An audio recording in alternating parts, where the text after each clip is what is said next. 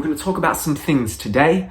Few headers for this video: dark night of the soul, intergenerational trauma, real embodied healing, embodiment.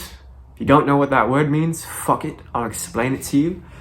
And we're going to talk about the spiritual alchemy of our wounding and what this has to do, how this all ties together for the time that we're living in and the forces that we're facing today. We are in a time where the forces of darkness are throwing everything at us. This is objective. Look at the past 3 years. With the level of control and mass manipulation and fear, the entire world was literally shut down. Think about that. Like, actually think about that.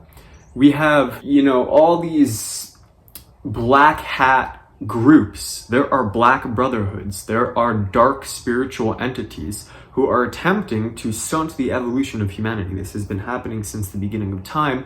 But at this point, we're at like a bottleneck period. This is like a particular point in the juncture where these forces are actually getting stronger in the sense that there's more pressure from them because it's about to crumble. The internal and external matrices are crumbling. The matrix is not just an external phenomenon, it's an internal phenomenon. So let's start there. I might tie this into like AI and transhumanism and some other pieces, but I'm gonna boil this down and relate this to your actual day-to-day experience of the wounds you experience, of the trauma we carry, because this is something that's directly related to our everyday lives and how we relate to ourselves, how we relate to the people around us. So there's this idea in spirituality of oneness, right? Now, on the absolute level, everything is one. But on the on the physical plane, the physical plane is created. This dimension is sustained through the law of polarity, of polar opposites, 1-0 male female. And what we're orienting towards is a new dimension that is beyond polarity. And that's what Christ represented. Christ actually represented the prototype for the future human being. I'm not talking about dogmatic Christianity here. Not religion. Not dogma. Not what we have today. Very different. And we see this mirrored in our minds, left-right hemisphere. So by default, there are forces that are supporting our evolution, and there's the polar opposite of that. There are forces that are countering that. There's a counter force happening on this plane, and people can feel it. This is what we're feeling. This is what we're seeing with all the things that have been happening.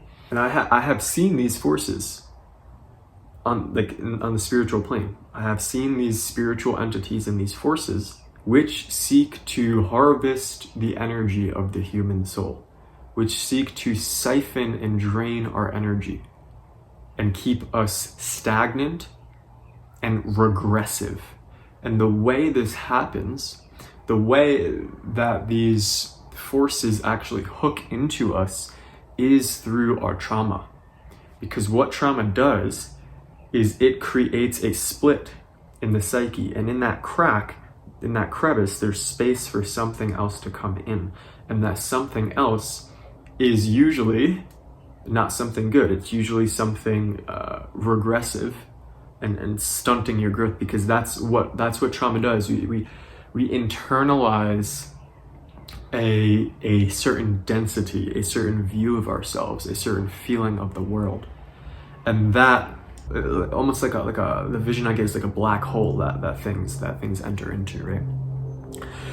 Now, this isn't to cause fear, and this isn't something to like necessarily obsess about or anything like that, because when we start to integrate and heal our trauma, we actually start to seal that crack, and then that energy is released. That energy is released through embodiment work, through trauma work, embodied practice. If you don't know what that is, look on my channel. I have videos on it. And so there's actually two things going on, and I want to bring both together, because again, we have to look at we have to learn how to view things dualistically in order to see the whole. We have to look at both sides in order to get a picture of the whole, because that's how our reality manifests itself. So a lot of people look at what I'm pointing to, like negative thought loops and destructive patterns and dense emotions and repeated toxic behaviors and things like this. You have the super spiritual people who view this as like, this is like, an energetic frequency or a demonic attack or possession or something. We need to clear the field. We need to clear. You could do all the clearing in the world you want. If you're just doing that, you're not actually addressing the root, which is the split, which is a somatic trauma on some level. And then you have the other people in the embodiment world who just view it as, oh, this is just trauma. Like, this is just a developmental trauma from your childhood, or maybe even from, some people, from a past life or something like that. And we need to just work on it from that angle. My view is both. I work on this in both ways, both with myself, in my own practice, and with clients. The reason being, in my experience, and I have seen this is just my experience, this is my direct experience. I didn't learn this from a book. This is my lived experience. That it is both. That yes, we have a core wound and a trauma, and there's layers of protection, and there's patterning, and there's coping mechanisms, and we numb, and we fall into addiction, and we fall into, these dysfunctional relationship dynamics in order to get some need met, and it is psychological, and it is based off of somatic trauma, yes. But on top of that, around or surrounding that, there's another layer where there are psychic attacks and spiritual, like a spiritual siphoning of energy around that phenomenon that's happening. And so there are two dimensions to this. There are two layers to work through. And so what that looks like in practice is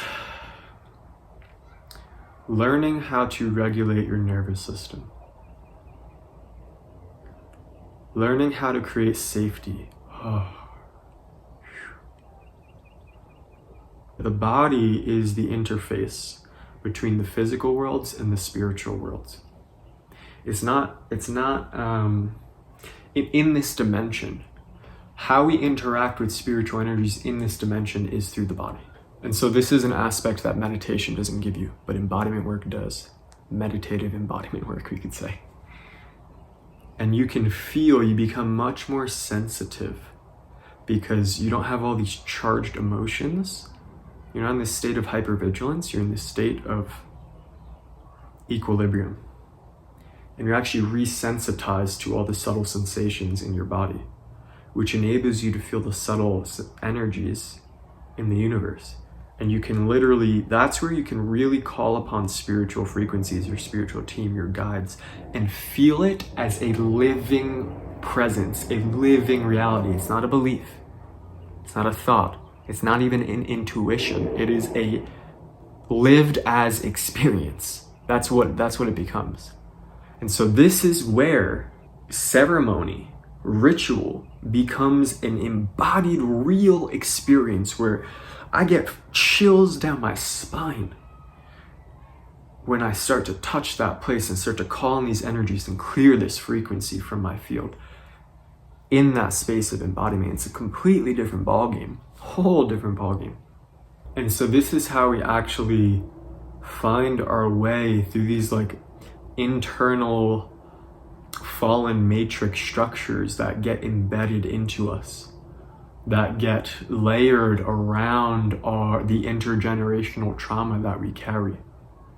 That again, these forces like that find their way into us through.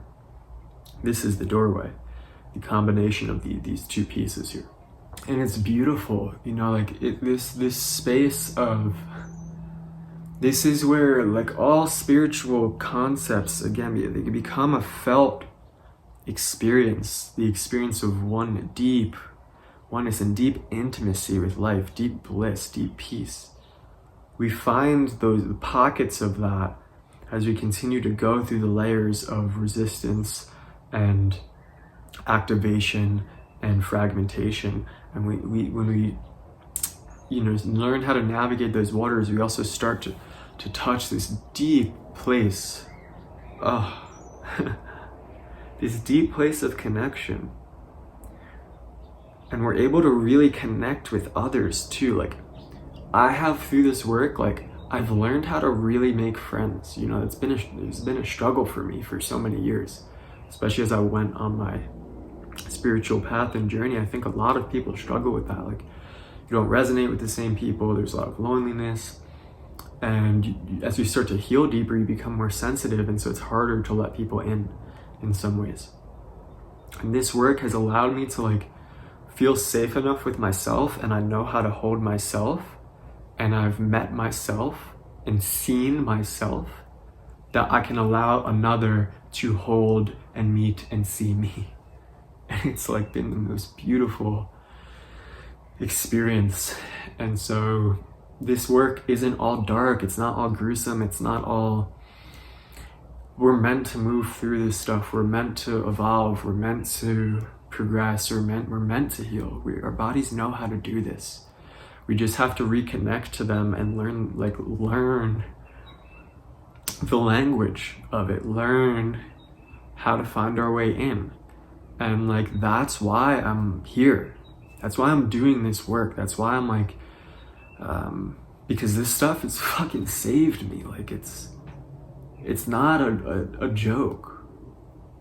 It's real. It's real. And for the longest time, I was disillusioned with healing. I thought I was done. It's there's just no way I'm always going to be like this. And this is the stuff that I'm actually seeing progress. I'm actually seeing the needle move on things that I thought I would just be stuck with forever,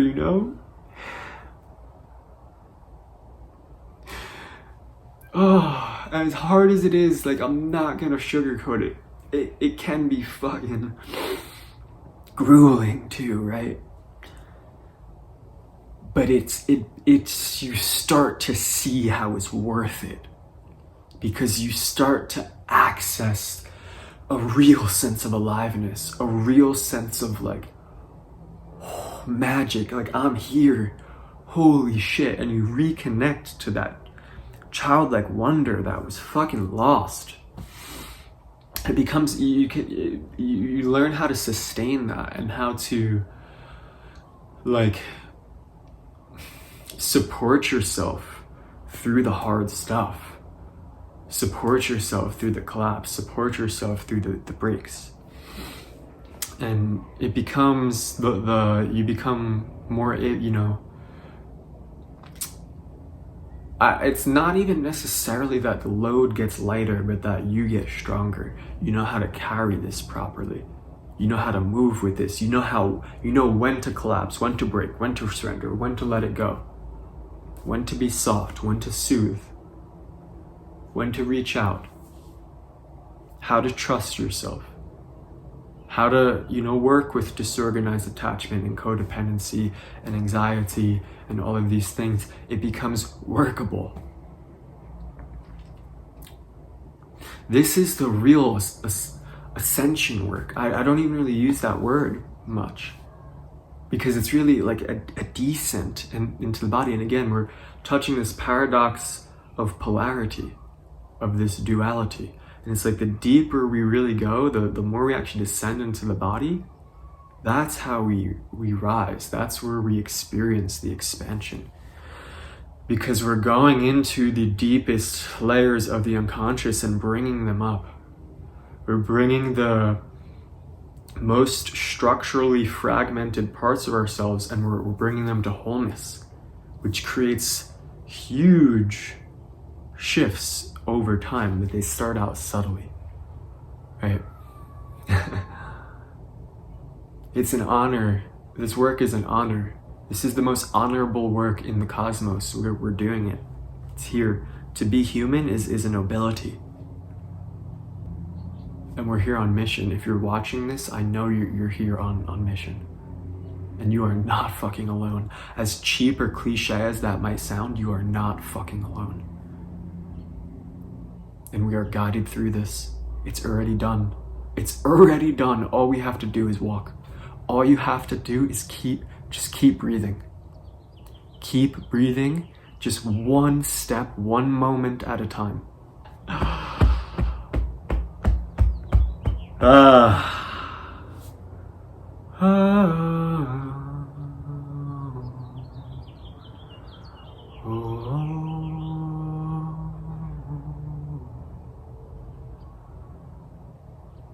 We are loved.